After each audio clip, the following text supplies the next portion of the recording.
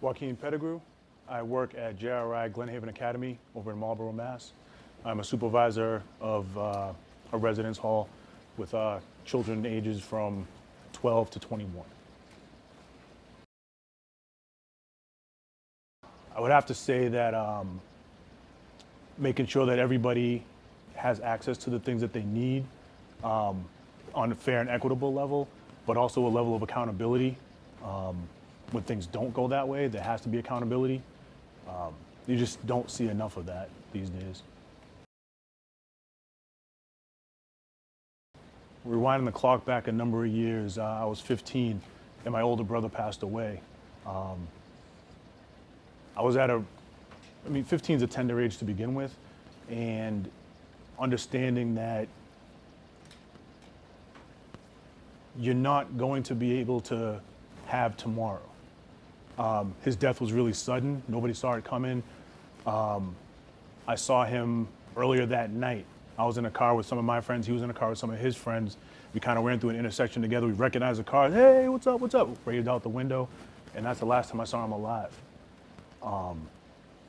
And after that, my parents kind of fell into their own shells and coped and mourned the way that they knew how, which kind of left me sort of on an island, so to speak. That's what it felt like. And I felt like there was something really missing here. There was really something missing here. And that's where I kind of learned self-reliance. And it was a blessing and a curse looking back on it. Being able to kind of dissect all that. It was a blessing because I learned how to take care of things on my own. I learned how to cope. I learned how to find coping mechanisms. I learned how to not let this become a problem for me. But I also learned to not trust. I also learned that I can't look to anybody else. And I spent a long time feeling that I can't turn to somebody else with what's going on in here because they wouldn't be there. So there was both sides to that coin. And how, with that, how did you navigate that as you've gotten older and grown into the man that you are, so that you can trust and There were a few things. The birth of my children was kind of that set the ball in motion. I can circle back to that. Therapy, being able to say, you know what, I need therapy. It's not, I'll be fine. I'm not crying every day. I'm not turning to drugs and alcohol. I'm not in jail. I'm not acting out. So I must be good. That's not the case. I was really, really far from good on a level that I really couldn't touch until I went to therapy, until I took off those kid gloves and realized, you know what, I do have some issues here. I need to work on this stuff. And forget what society tells, forget what the family tells, forget what friends tell you. Oh, therapy's for, you don't need that. Yeah, you do. I did. I had just turned 21, and as a male at 21, the world is your oyster. You're about to have a child. Okay, all right, cool. It's happened before. You're about to have twins. Okay, that changes everything. Then I realized I'm becoming something that I have to do for something that's not myself. Not just for one, but for two. I have a son and a daughter, the twins, and I have a younger daughter. And I know that I have to do for them. My life is not about me anymore. It's never gonna be about me. From here on out, it's not gonna be about me. It's gonna be about them. And eventually I'll come around and do some things for myself, but I have to do for them. So whatever it was I wanted to do, for me, I had to put that on pause.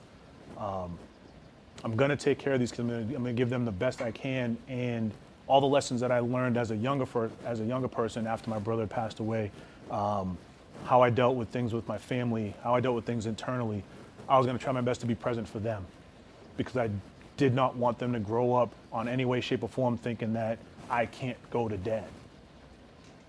Because if that were to happen, I failed. I failed them and I failed myself, and I can't do that.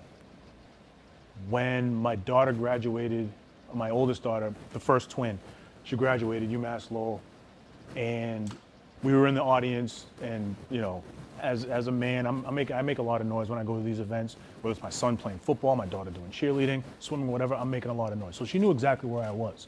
She knew exactly where I was. We were all right there. And she went up and she got her diploma, and she turned and she looked and she just did that. That was it. And she acknowledged me, you know, as part of the reason she got to where she was. She found me. And that was it. I knew I'd done all right.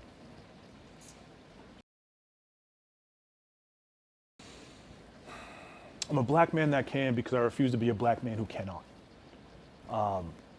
I became a father at an early age. I became a father at an age where I had no business being a father, and I was just figuring out the ways to take care of myself. Then all of a sudden, twins. So I'm not only taking care of myself, I have to take care of 2 other children. What? How am I going to do that? So I had to figure that out.